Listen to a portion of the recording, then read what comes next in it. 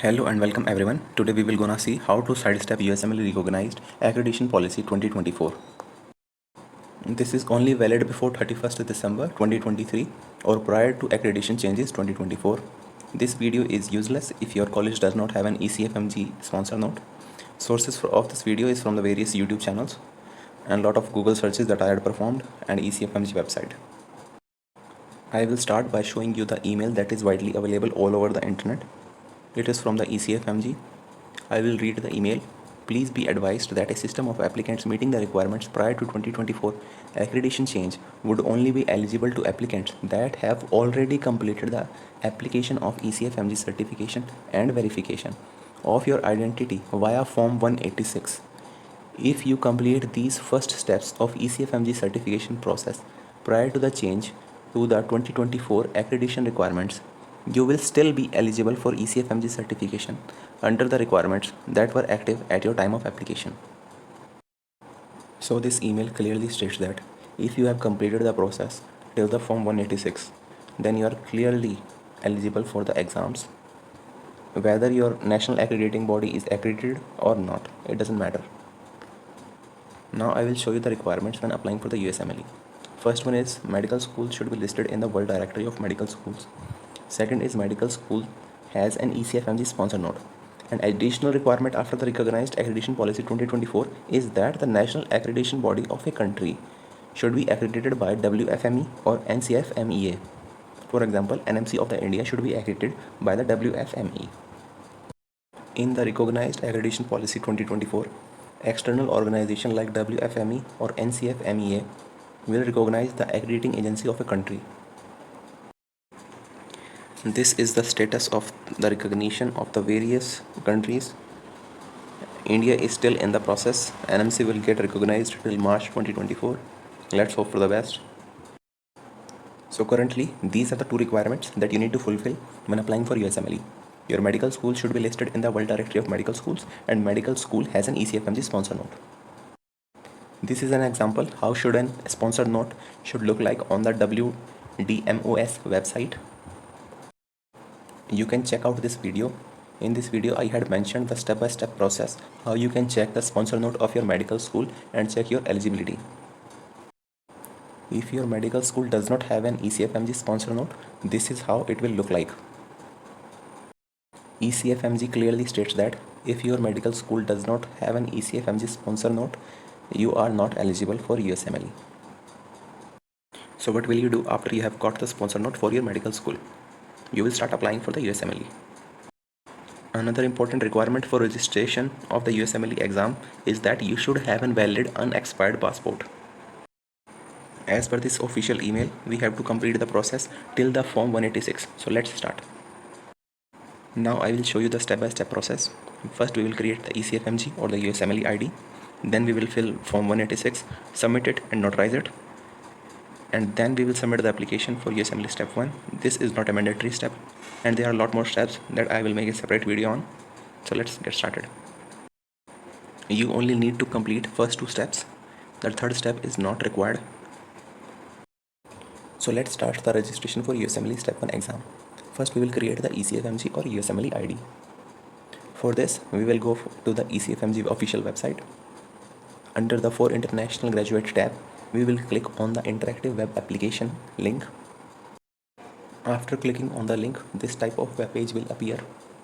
We will click on this link if we do not have USMLE or ECFMG identification number. USMLE or ECFMG identification number will become a part of your permanent ECFMG record. Do not submit incomplete or inaccurate information. Make sure you have your current unexpired passport. You can pause the video and read all these details. After filling these details, it will take 5 business days to process your ECFMG identification number.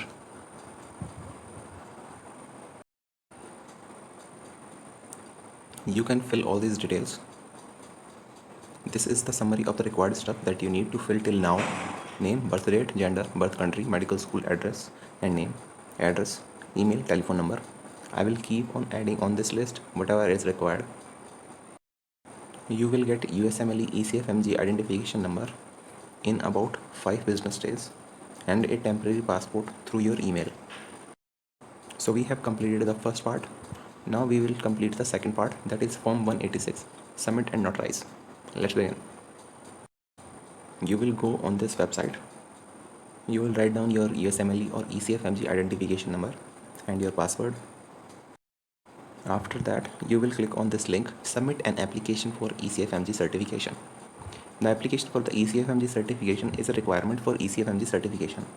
International medical students or graduates, that is IMG, must submit the online part of the application for ECFMG certification and complete the certification of identification form, that is Form 186, and have it notarized while using Notary Cam before they can proceed with the certification process.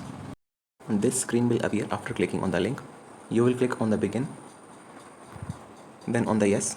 All these personal details have already been filled by you, so you have to just check them and click on yes, and you can also change them. Then click on the next. Check your date of birth, check your gender, check your email address, check your medical education status, and then proceed. You will check the boxes, read and check all the boxes. Click on the next button, click on the OK button. This is the summary of your ECFMG certification application. Check it carefully. Then you will continue to the payment. This has been updated. Now the fee is $160. You will click on the credit card. You will write the credit card details. I authorize this transaction button. You will receive an email for your payment, and then you will click on this link and the downloading of the PDF will start. So here is the summary that we have filled till now, all the details that we have filled till now: ECFMG ID, password, name, birth date, gender, birth country, medical school name, address, your address, email, telephone number, credit card details, ECFMG certification fee, that is $160. This is the Form 186, that is certification of identification form. You can read all these details. You have to sign this form during the notary cam. You will visit the website after clicking on this link. This type of web page will open. You will click on the next button. Then you will fill all these details, that is email, first name, last name, phone number, password, and then you will confirm your password.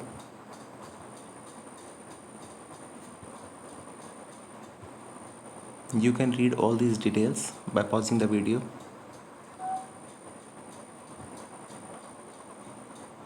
You will choose your file and upload it. You have to also upload your passport. You will write your ECFMG or USMLE ID. Check the boxes. Click on the next button. Now this will show you the date they have received your identification form, and it will also show you the processing status.